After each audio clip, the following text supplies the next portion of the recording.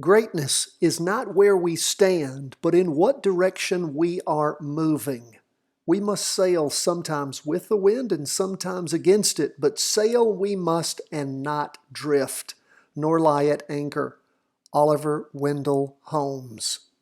And what Justice Holmes is talking about is what we talk about here every day on the channel. That is moving in the direction of learning, of practicing, of following these markets. 10 to 15 minutes is all we ask, but you've got to sail every day, whether with the wind or against it. We have to sail. We can't drift. We can't sit at anchor.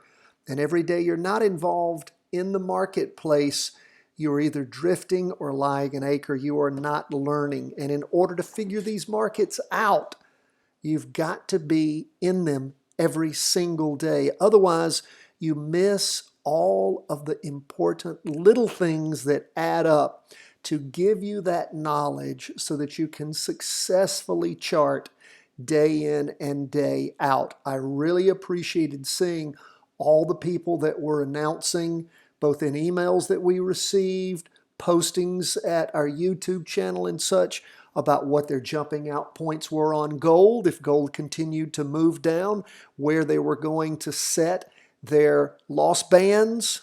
Those things are important. It means people are thinking. We understand that not every trade works. We are trend followers. We want to follow trends. The market is not something that you can program. If it was, computers would do all of it. The machines would handle all of it, but it is a skill set. I say it's charting art. It is not a science. There is science to it, yes, but it is getting out there every day and learning the emotions of the stocks and the ETFs that you are interested in, the idiosyncrasies, the things that you see occur in different seasons. It's why it's so very important. And to understand some of these movements that occur time and time again, I encourage you guys always, if you haven't purchased your Stock Traders Almanac for 2019, you are really missing out. You can buy it at Amazon. You can order it directly from Wiley Publishing.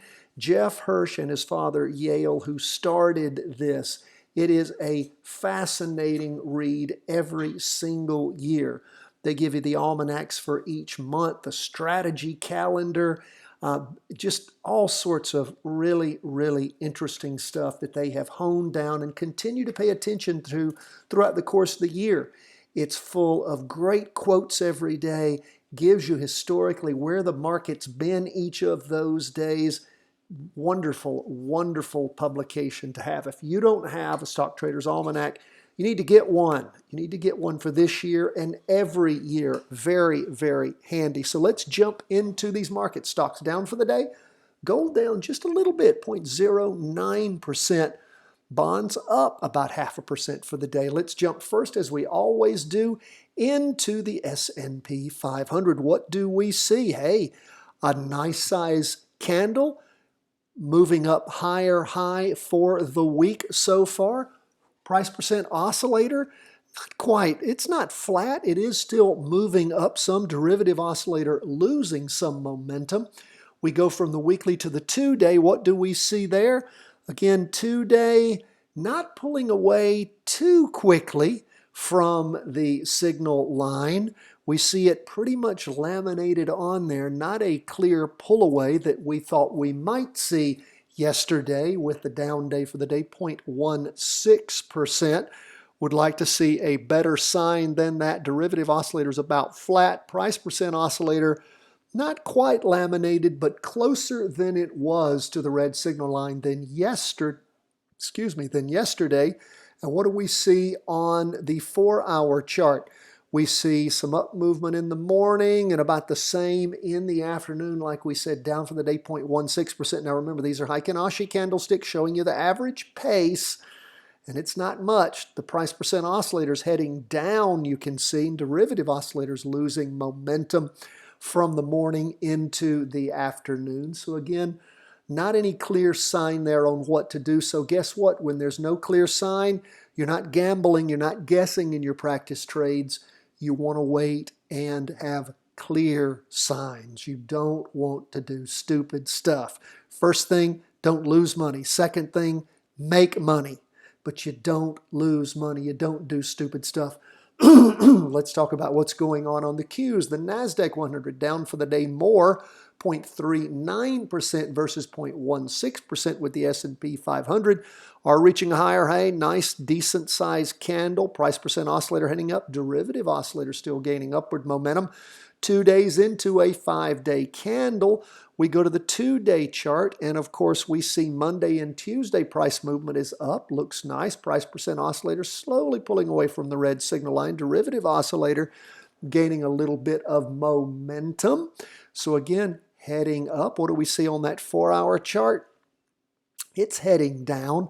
We see red open box candles, a spinning top at the end of the day. Indecision, slow down in that up movement. So again, how high is the market going to go? We don't know, but we are seeing some slowing throughout the course of the day on Tuesday.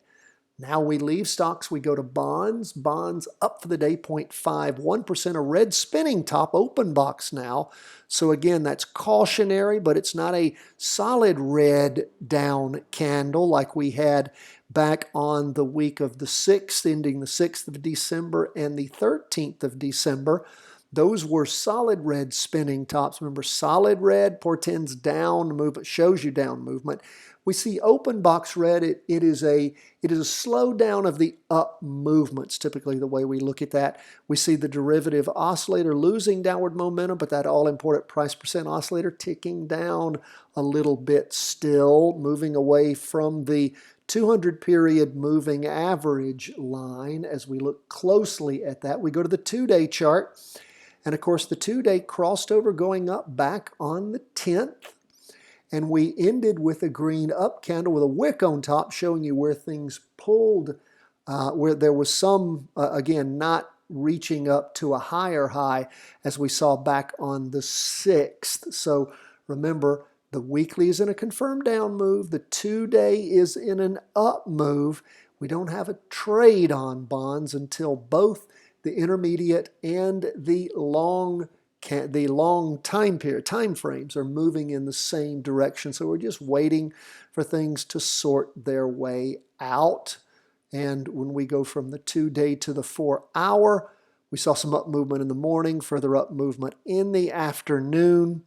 And we see that price percent oscillator moving up, derivative oscillator gaining upward momentum. So we're just going to have to wait for bonds to sort their way out. Still an overhang in down movement on that weekly chart.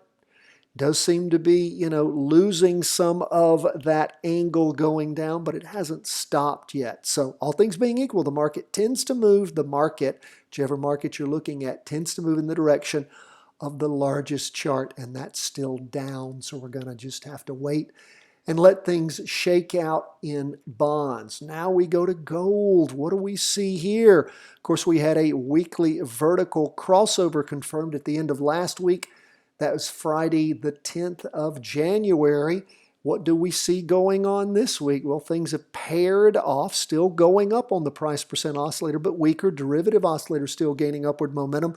Have a red open box cautionary candle. Price, of course, is above the weekly and right there at the 2-day, and things are weak so far.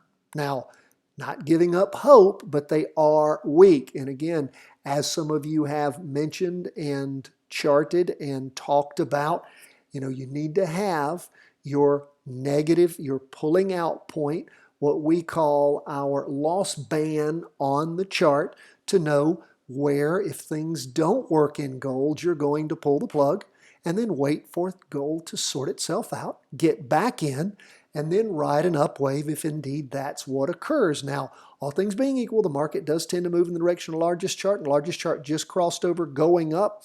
We would expect gold to continue to move up as when it crossed over back on the 27th of September. It moved down for quite a while. It's taken a while for gold to get the momentum to cross over, and we just want to see it keep going. But we're just going to have to be patient, wait and see what gold does. Didn't move down as much today as it did the prior day, but again, Have your loss parameters set, follow those, and then just wait for things to sort out. Maybe tomorrow will be a great up day, but again, you've got to go by the parameters you set when you entered the trade, just like with your profit parameters. Now, what do we see going on as far as the 2-day chart? We see the price percent oscillator is flat and derivative oscillator losing momentum. We ended with a red down candle. Again, a very small down candle sitting right there on the 2-day trend line above the weekly, but that is a down candle. Price percent oscillators weakened significantly. If you see significant down movement there, of course, that should concern you. Right now, price percent oscillator is still positive, but it has lost a great deal of momentum, and the derivative oscillator has too. We go to the 4-hour chart. What do we see there? Well, we saw things cross over going down back on the morning of Thursday the 9th, then went up a little bit through Friday, where our jumping in point was, and then they have paired off since then down in the morning, up some in the afternoon, so down only 0.09%, ended at 145.69. So, so again, pay attention. Let's see where things stand as the day starts tomorrow. Now, it's actually showing here 145.70. Oh, I'm sorry, that was the opening.